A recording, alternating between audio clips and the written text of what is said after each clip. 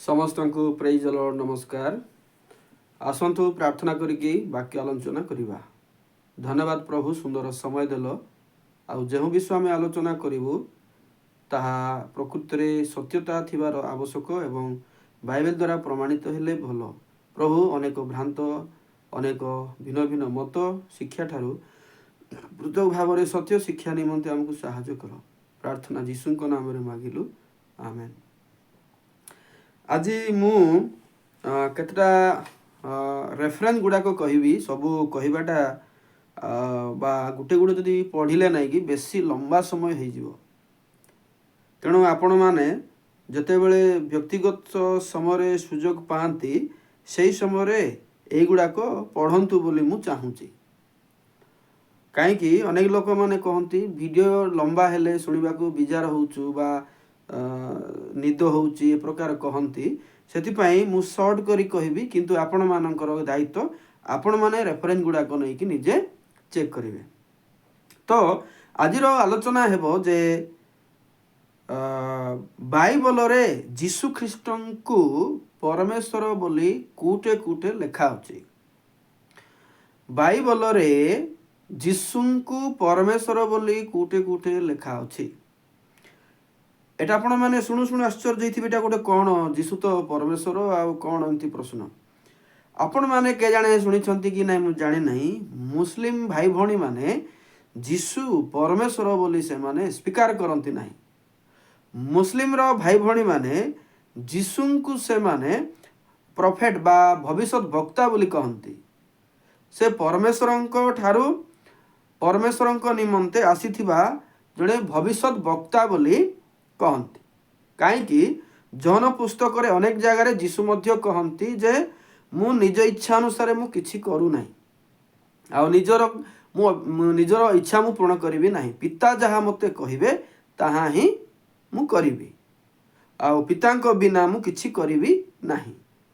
आ Johan 14:6 मु पथ सत्य जीवन मो दे न गले केही पितांक निकट को जाई पारिबो नाही।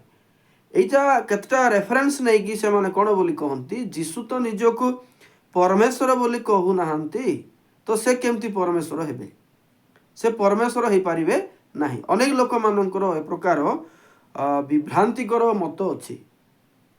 तो मुस्लिम लोक मानकर चिंताधारा अनुसार जदि जीशु को आम परमेश्वर नाही बोली ग्रहण करूछु तो से परमेश्वर प्रकृति रे नुहंती कि ना परमेश्वर। सेथिपाई आमर आज आलोचना होची आमे प्रचारक विश्वासी समस्ते जानिबार आवश्यक अछि जे जीशु को बाइबल रे परमेश्वर बोली लेखा अछि ना नहीं। से माने प्रश्न करती जे एमती लेखा थिले हमको देखा। तेणु तांको आमे देखैबा कि न देखैबा अलगा कथा। आमे निजे जानिबार अछि जे जीशु को बाइबल रे परमेश्वर प्रभु मालिक एमती किछि लेखा अछि ना नहीं। तेणु आमे केतरा पद को नेबा। आमे माथ्यू 22 पर्व 43 रु 45 माथ्यू 22:43 रु 45 भितर लेखा अछि जे सेठारे दाऊद मध्य जीशु को परमेश्वर जीशु को प्रभु बोली कहंती बोली सेटा लेखा अछि। किए कहउछंती दाऊद मध्य कहंती जे परमेश्वर सॉरी जीशु होउछंती परमेश्वर बोली। एटा गीत संहिता 110:1 रे आपण पाइबे जे जीशु को सेटे परमेश्वर बा प्रभु बोली लेखा अछि। तापरे जिसाय पुस्तक 7:14 कौन लेखाई आमपाई को बालक दत्त हेबो से इमानुएल हेबे अर्थात आमानक सहित ईश्वर। तो इमानुएल अर्थ कौन आमानक सहित ईश्वर किए सेटा जीशु को बुझाए। तेणु जिसाय 7:14 रे जीशु को कौन ईश्वर बोली लेखा जाए नहीं कि ईश्वर बोली लेखा अछि। आपण माने आहुरी पढ़िबे जिसाय 9:6 सेटे मध्य जीशु को ईश्वर बोली लेखा जाए। अनंत काल राजा शांतिर ईश्वर एते लेखा जाए। आहुरी जिरिमिया पुस्तक 23:5 एवं 6 जिरिमिया पुस्तक 23:5 एवं 6 जीशु को विषय लेखा जाए से परमेश्वर बोली। माथ्यू पुस्तक रे आहुरी अछि 1:23 से ताहांको नाम जीशुदेव से ईश्वर बोली लिखाई। तेणु आम जदि बाइबल रे देखा समय हेब ना बोली मुझे पढ़ू ना टिके मु माथ्यू 1:23 पढ़ी जेत अनेक रेफरेन्स अच्छी सब पढ़ले समय बेसी हेब समय बेसी हेले किसी समस्या ना किंतु अनेक भाई भौणी मानक मध्य वीडियो जदि लंबा समय अच्छी बोली देखुं ना कि से शुणवाटा विजार हो जाउछंती।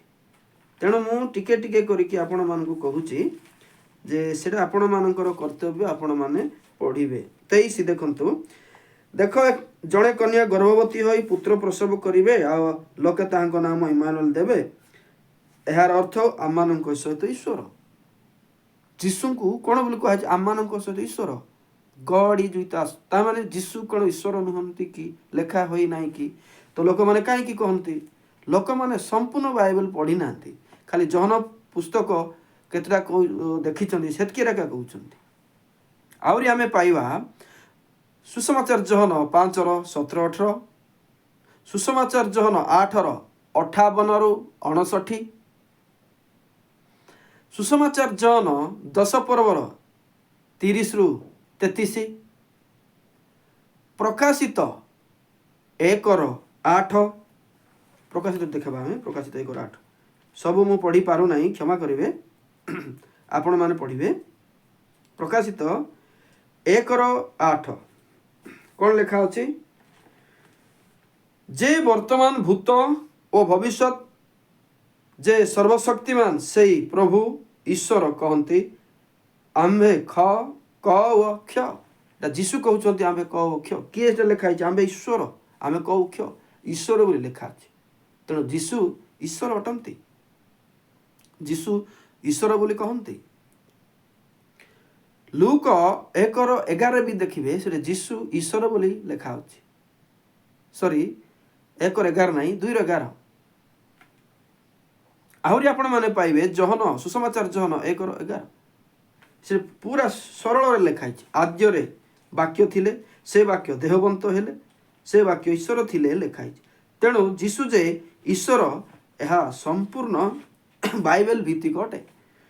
आद्य रे वाक्य थिले वाक्य ईश्वर संगरे थिले से वाक्य ईश्वर थिले से देहवंत हेले जो देहवंत हेले किए जीशु से कौन थिले ईश्वर थिले ता माने जीशु ईश्वर नहंते कि जीशु ईश्वर अछंती। बाइबल रे सबू जानिले मुक्ति हबो जदि सबू जानिबा नहीं आमे असुविधा रे पड़िबा। आहुरी गोटे पद प्रथम जहन 5:20 प्रथम जहन 5:20 टिके एटा म पढ़िबी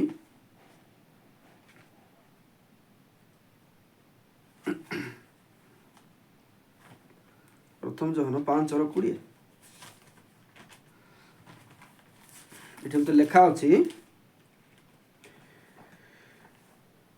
आहुरी मध्य आमाने जानु जे ईश्वरंक पुत्र आसी अछंती एवं सत्यमय को जानिबा निमंते आमानकु ज्ञान देई अछंती पुणी आम्भे माने सही सत्यमयंक ठारे अर्थात ताहांको पुत्र जीशु ख्रीष्टंकटरे थाउ से सत्य ईश्वर ओ अनंत जीवन अटंती से सत्य ईश्वर ओ अनंत जीवन अटंती बोली लिखाई एटा जीशुंको विषय रे लिखा जाए। तेणु बाइबल रे जीशु जे परमेश्वर बहुत जगह लिखा अछि। आ गोटे देखंतु जहन सुसमाचार जहन 20:28 जेतरे से विश्वास करू नथिले किए थमा मध्य कहंती तो मोहर ईश्वर मोहर प्रभु बोली कहंती काकू जीशु को कहंती जेतरे भेट हेले मोहर ईश्वर बोली कहिले जीशु को से कहले। आउरी पितर मध्य कहंती प्रेरित 10:36 प्रेरित 10:36 रे मध्य लेखा अछि जीशु जे ईश्वर अटंती बोली। पुणी पाउला मध्य कहंती प्रेरित 20:28 रे जीशु ईश्वर बोली कहंती एवं फिलिपी 2:6 रे मध्य लेखा से ईश्वर रूपी हेले हैं निज ईश्वरंक सहित तुलना कले नाही से ईश्वर रूपी हेले से ईश्वर हेले मध्य ईश्वरंक परि दाम्भिक न है कि मनुष्य ईश्वरंक परि दाम्भिक आमे कहबा नहीं ईश्वरंक परि से स्वतंत्र भाव रे न रही से ମଣିଷର ସାଧାରଣ ଜୀବନ ଯାପନ କଲେ ଲେଖା ହେଇଛି। ତେଣୁ ଏହା କିଏ? ଏଇଟା ହେଉଛି ଯୀଶୁ। ଆଉ ଗୋଟେ ଆମେ ପଢ଼ିବା ଏବ୍ରି ପୁସ୍ତକ ଟିକେ ଦେଖିବା। ଏବ୍ରି 1 ପୁରା ପ୍ରାଞ୍ଜଳରେ ଲେଖା ଅଛି 1:8-10। ଅନ୍ୟ ପକ୍ଷରେ ସେ ପୁତ୍ରଙ୍କ ବିଷୟରେ କହନ୍ତି, ସେ ମାନେ ପରମେଶ୍ୱର, ସେ ପୁତ୍ରଙ୍କ ବିଷୟରେ କହନ୍ତି, ହେ ଈଶ୍ୱର, ତୁମ୍ଭର ସିଂହାସନ ଅନନ୍ତ କାଳ ସ୍ଥାୟୀ, ପୁଣି ନ୍ୟାୟର ଦଣ୍ଡ ତୁମ୍ଭର ରାଜଦଣ୍ଡ ଅଟେ। ହେ ଈଶ୍ୱର ବୋଲିକି ପରମେଶ୍ୱର କହୁଛନ୍ତି ଯୀଶୁଙ୍କୁ।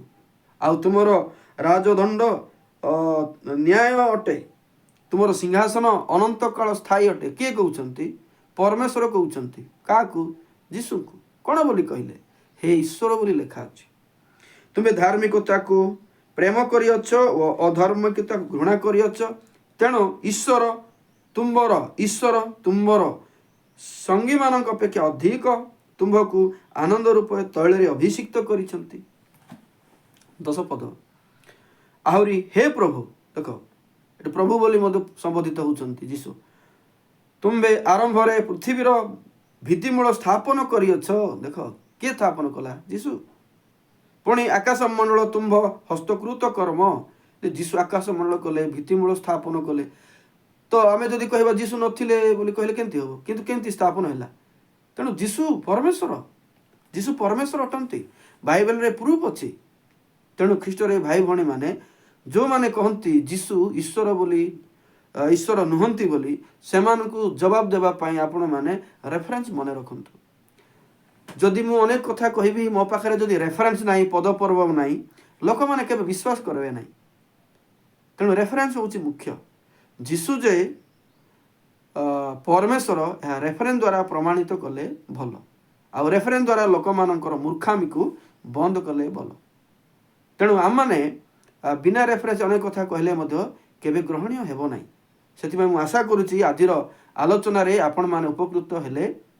ଯଦି ହେଇଛନ୍ତି, ମୁଁ ପୁନର୍ବାର କହିବି, ଆପଣମାନେ କମେଣ୍ଟ କରନ୍ତୁ, ଲାଇକ୍ କରନ୍ତୁ ଏବଂ ନୂଆରେ ଯଦି ଶୁଣୁଛନ୍ତି ତେବେ ସବସ୍କ୍ରାଇବ୍ କରନ୍ତୁ, ବେଲ୍ ଆଇକନ୍ ଦବାନ୍ତୁ।